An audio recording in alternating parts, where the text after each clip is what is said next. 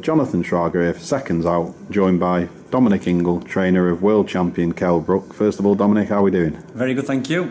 Lovely.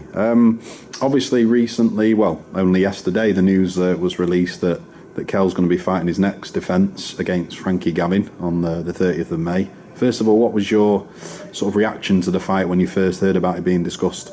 Yeah, he's a credible opponent. He's in the top 5 of the IBF, so he can make a mandatory against them type of guys. Frankie Gavin's a tricky fighter. He likes to counter punch. He's a southpaw. He could make for an awkward fight for Kell, but I think he was going to be an eliminator with Timothy Bradley.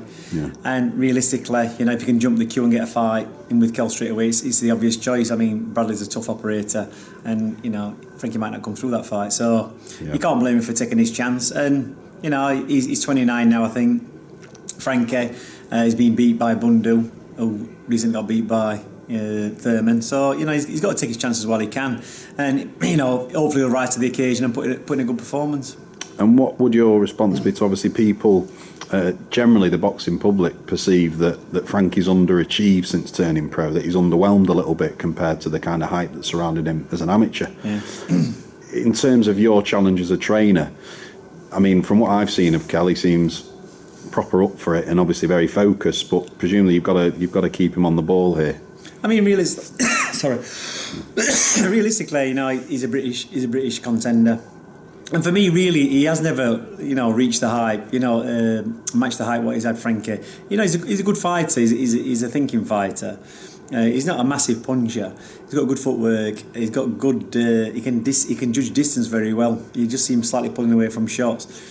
He's never looked in fantastic physical shape to me, but he's got a good boxing brain, and I think he can cause Kell problems because he's got good footwork and he likes to counter punch.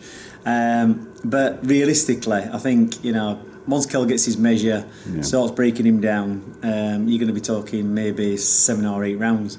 But he's the type of fighter. And he showed plenty of courage when he got off the floor with Bundu with that body shot. Yeah. I looked at that fight today, and I just thought, to get off the floor from that kind of shot, he's got some guts about him, and I think he'll be really up for this fight. He probably realises it's going to be his last hurrah. He's got to do everything right. He's fit from his last fight. I think he did 10 rounds in Sheffield the other week, and he just took his time through that fight. And I was looking at that fight then and thinking he's not really doing a great deal. He's like he's trying to avoid injury. He must know that maybe this fight's coming with Kell. Yeah. And he just cruised through the 10 rounds. He didn't show too much, but he never does anything outstanding. Frank, he just seems to get through the fights, but like I say, maybe for this one he's going to raise his game a little bit, and he's going to try and make a fight of it. But you still, obviously, your prediction is that it'll go sort of 7-8 rounds. If Kell's on form, and he's going to be the fight he's telling everybody he's going to be, and he's going to be in these big fights. People were probably expecting a bigger fight for the next one. But I think he's down to time frames and available opponents, and it kind of makes sense, this fight. It'll look well on that O2 build. There's other world title fights on it. People will watch that fight with a bit of interest. And as anything, Frankie Gavin's got nothing to lose. He's probably massive odds against. And he's going to get his chance. And generally, like I've always said, you can never take your eye off them type of guys, because they can cause you problems. Yeah. And there has been times when there's been an upset. I don't think Frankie's the one to do it, but if Kell doesn't get on him quick, and close him down, he could frustrate Kell for a couple of rounds. But you reckon, though, obviously with Kell, 100% that he'll be able to force the stoppage in this one? Yeah, I think he will do. I mean, realistically, no, I don't think any British fighters managed to do the distance with Kell. If you look at the southpaws he's fought, Kevin McIntyre, Stuart Elwell, them type of guys, all southpaws. Nobody got past him. And Michael Jennings, orthodox fighter, I think Kell got him 5 or 6 rounds, can't remember. So realistically, he's above that level now, Kell, isn't he? Yeah. And Frankie hasn't, for me. He got to European title level and he didn't even get past that. So, you never write him off. You just don't know what they're going to bring on the night. And, Kell will be in training 100%. He'll not overlook Frankie. He'll not think it's an easy fight. Yeah. He said to me, he goes, "You've been in opposite corners to him before with Junior Witter. What do you think?" I go, "Jay, he can cause you problems. He's got good footwork." But, Kell's on a roll at the minute. Yeah. full of confidence, and like I said last week, he made Joe Jordan look nothing, and people say no, he was rubbish. Yeah, maybe he was rubbish because he was fighting Kell Brook, and Kell Brook does that to fighters. He makes good fighters look very ordinary. Before he won the world title off Sean Porter, people were saying Porter would be too strong for him. He's walked through Alexander and he's walked through Malignage. Kell's got no chance. And then afterwards, people were kind of saying, well, maybe he wasn't the fighter that we all thought he was. Or maybe he is. It's just that Kell has the ability to make those fighters look, pretty basic. Yeah, absolutely. And you alluded to it there, obviously, with the big card pay-per-view now that's been announced. Do you think, obviously, Kell's fight on there just added that little bit of garnish to make it a pay-per-view fight? Yeah, possibly, but you don't get many bills these days with 3 world title fights, and there are some good fights on that. Kevin Mitchell against Linares. I was in America in the summer watching Linares. We're in the same gym training. He was in top ranked gym, and he's a good operator, and it's going to be a tough fight, and it will be an interesting fight. You've got Selby on that one as well, which will be a good fight. It's a good chance for everybody, and with Kell being on there as well, it's a triple world title fight bill, isn't it? So I think he probably deserves that pay-per-view status. And do you think it's just there by sort of like human nature, really? Obviously, people are inherently adverse to paying for things if they don't have to. Do you think it's just human nature that you're going to get the grumblings about it being a pay-per-view event? You always do, don't you? We nobody likes paying for anything, do you? If we could get everything in life for free, we would, wouldn't we? We're not going to go out of our way and say you've got the option here to pay or not to pay. Most people take the option not to pay, won't they? So it doesn't matter what it is in life, what you've got to go through. You go to the pictures or a restaurant. Imagine if we could walk into restaurants and say free meal, but if if it were that good, you can pay us. Even if it was a good meal, most people won't pay for it, would they? So if they can get something for nothing, they will. So it's one of them things. I think it deserves a pay-per-view billing. And obviously the money what's going to be needed to pay for those fights, you've got to get it from somewhere, haven't you? So it's a good bill. I think it's going to have plenty of interest. And Frankie went on record as saying that he's sort of, I can't remember the phrase he used. I don't think he said he's getting peanuts for the fight, but he said he's getting quite a small figure for a world title fight. What sort of split is it? I mean, can you divulge this information or not? It's not exactly a split because it's a voluntary defence, and whatever is on his contract with Eddie Hearn, he'll be getting paid. And from what I've heard, from what I've had experience of world title fights, I think he's getting very well paid. Right. To say he hasn't actually had to do what Kell did, get into an eliminator, fights fell through, time passed Kell by for about a year and a half before he got his crack. And he had to do it the hard way. He had to fight eliminators, and if he fought Senchenko, if he'd got beaten that fight, then he'd have lost his chance. So he was in a position well in advance, to box for the world title. And I think he still had like 2 or 3 fights before he actually boxed for it and kept himself there. So really, Frankie's had a walk in the park. He's come off a loss and a couple of wins, and he's in position. So the money I think he's getting is decent for if it's true, it's good money. I'm not going to say where it is because it might just be rumour and speculation, but it'll be a decent payday because I don't think Frankie Gavin's the type of guy who'll put his career on the line for peanuts, especially when he's up against it. You know what I mean? It's one of those things. He's got to be getting paid well. Yeah, and I wanted to ask as well. I mean, the whole Amir Khan situation, just to come at it from a different angle. I mean, Amir went on record after the sort of a few days that ensued following Kell's victory over Joe Jordan, and obviously certain things were said in the ring, but also in interviews and what have you. And he sort of perceived it to be a slight on him. Some of the things that were said. What do you think he was being overly sensitive there to some of the remarks, or?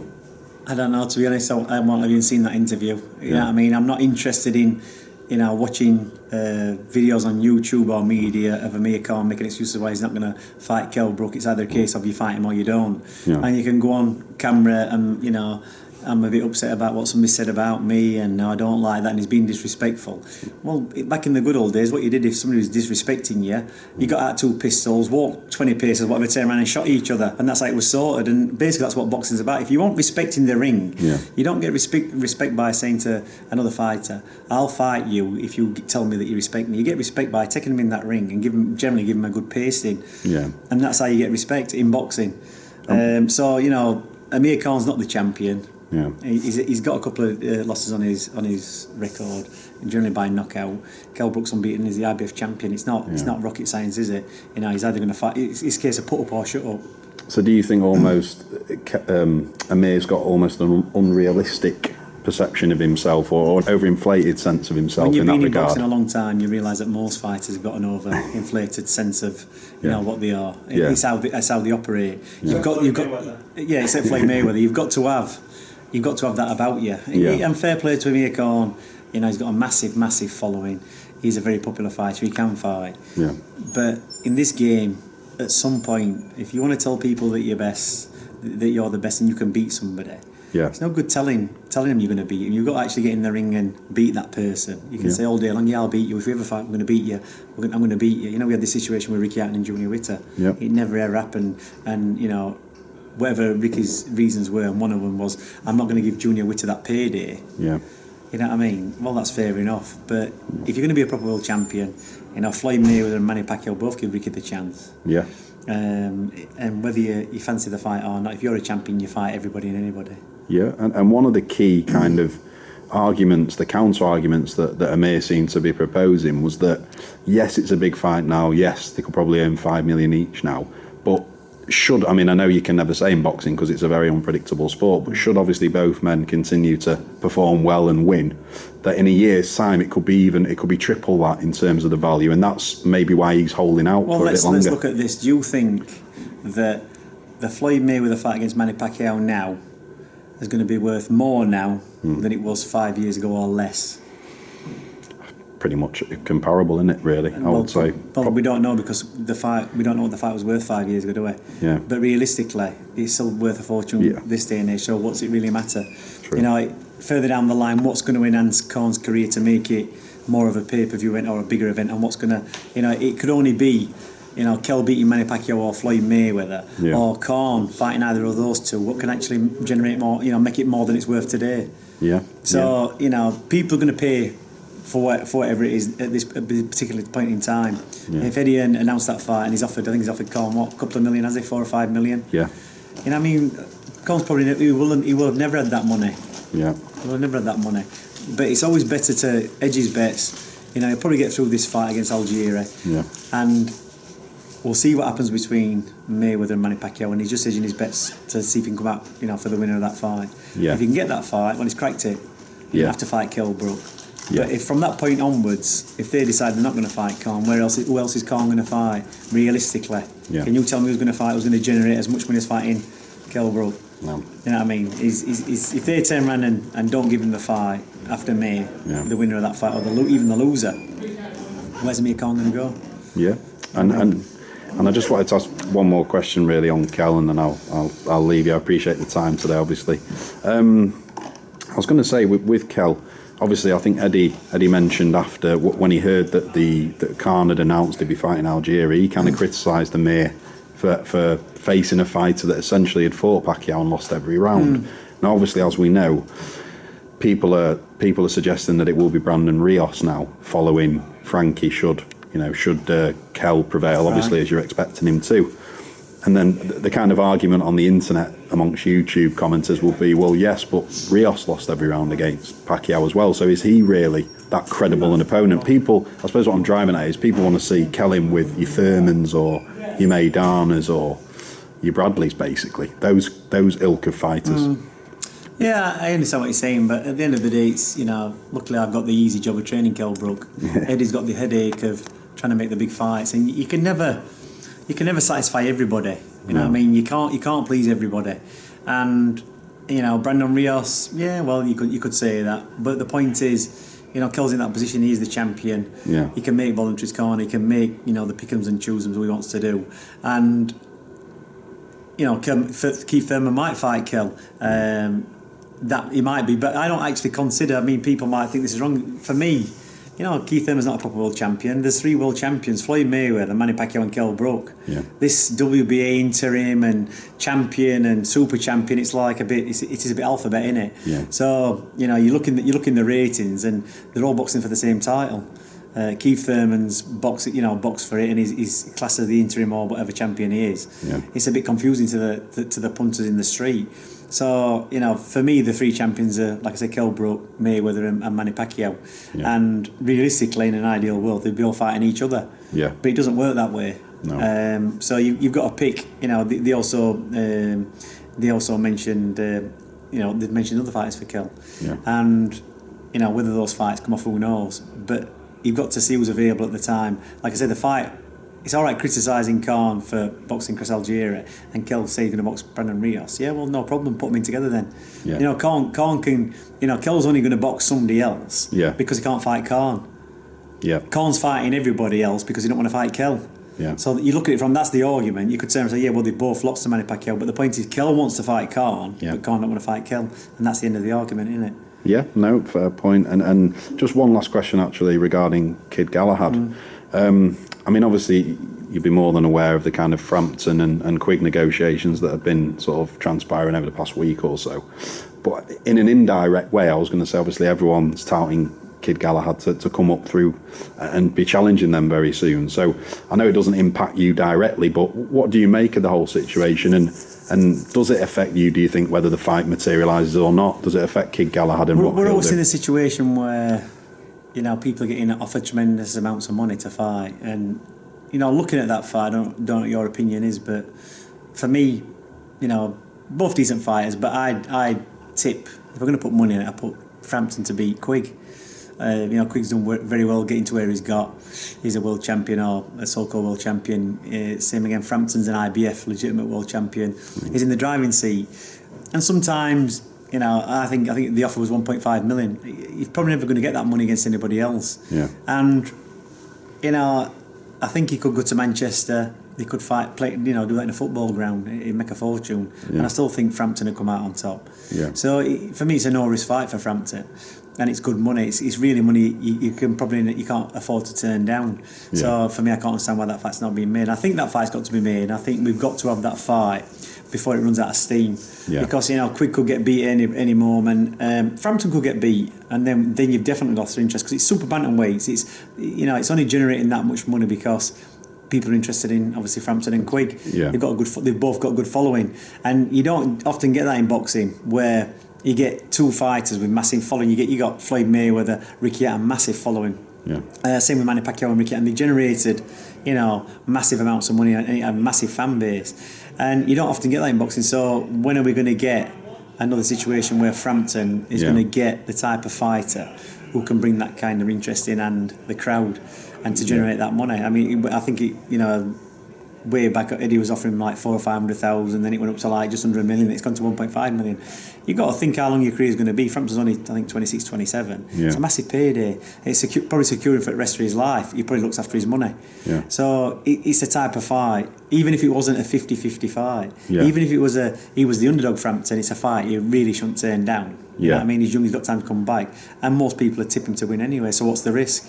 But is it, and I suppose what we've learned through the Frankie, Gavin and Kell situation is that sometimes a contender can be propelled into a spot in an opportune way. So I suppose in a roundabout way, you know, a lot of British fight fans would prefer to see Kid Galahad versus Scott Quigg than they would Scott Quigg versus another name from around the world, just purely because of the British factor. In a roundabout way, is it a fight that Kid Galahad would jump at now if Eddie Hearn said turn around right and said we'll give Kid Galahad the fight a bit earlier than expected? Yeah, but from a promoter's point of view, you've got to understand that the bigger fight for Eddie Hearn is actually Scott Quigg against Cole Frampton. Oh yeah, no, I mean, but if that doesn't, as it appears at the moment, if it doesn't materialise, realistically, it's got to materialise, and it really. Right. That's the thing. It's you know, it's only like Tyson when he fought Lewis. How many years did it go on before they actually boxed? And for me, they both boxed when they were past the peak. Yeah. You know, I mean, I think 5 years early, or maybe before Tyson went to prison. You know, when they were both in the prime, you know, what kind of fight would that be? It would have been a lot better, you know, than Tyson ending up on his knees and getting beat by, you know, Lennox Lewis. It could have been a totally different fight. Yeah. You know, you look at Tyson up until before getting beat. He was an animal who's knocking them type of guys down the size of, you know, Lewis. And Lewis was probably, you know, the only guy who was going to stand up to him. Yeah. So did we see the best, you know, the best Tyson and the best Lewis fighting? Probably not. It was still a big fight, but we didn't see, you know, it probably wasn't as exciting as it could have been, you know, years before. And it's like this with Quigg and Frampton. Yeah. You know, it's got to happen, and maybe they just, you know, Barry McGree's just trying to hike up the price. I don't know. Yeah. It just seems to me, a bit ludicrous that fight's not happening. You know, you might think that the fight between Galahad and Quigg would be bigger from a worldwide perspective. I think the fight is actually Frampton and Quigg. Oh yeah, but I'm talking about, obviously, say pending that it doesn't happen now, I'm thinking worst case scenario, the fight doesn't materialise between Quigg and Frampton, would then the situation be if you went to kick Galahad? Because a lot of people, British fight fans, would be much more intrigued by that than they would Quigg versus someone who's unknown from abroad, or fairly unknown amongst the casual fans. If you think where Quigg is, you might as well take a big risk for a load of money against Frampton instead of a big risk for less money against Kid Galahad. So, you know, how long can they keep Scott Quigg winning before he has to, you know, they can get that Frampton fight? It's a bit like the Amir Khan situation. How long can Amir Khan keep winning for before he has to fight Kell Brook? If his options, you know, run out with regarding Manny Pacquiao and Floyd Mayweather, at some point he's going to have to fight Kell Brook, isn't he? But realistically, that fight's going to be a better fight if Amir Khan's unbeaten from this point on. Of course, And it's the same situation, you know, with Quigg. It's, you know, the ideal way as far as Quigg's concerned is, if he's a smart boxer, he's going to go for the, you know, the big risk and the big money, and not the big risk and the little money. So whoever's advising him, his manager, his team, or whatever, whatever, no matter what I think, they're going to do what's best for Scott Quigg. True. You know what I mean? All right, they might, you know, at some point, whether it's down to where they fight, you know, what the split is, whatever it is, I don't know. Something's going to have to be negotiated to make that fight happen. Because, you know, it's just going to generate a lot of money in it, and that's it. So I understand where you're coming from, but you just don't. You don't know what the politics are behind it all. You don't know what's being offered or what's being negotiated or what the setbacks are, what's holding it up. You know, and I think, like I say, they're both champions. They're both world champions. Well, you know, interim champion, whatever. So it's that kind of fight. What people, whereas Galahad's not a world champion, is he? True. So you've got to try and make that fight. And realistically, whatever the hold up is, you know. Who's out there for Frampton to fight? You know what I mean? There's a couple of fighters, but it still probably won't generate the same interest as it would fighting Scott Quigg. No, very true. Well, obviously appreciate the time today, Dominic, and pleasure chatting with you. No problem. Thank you. All right.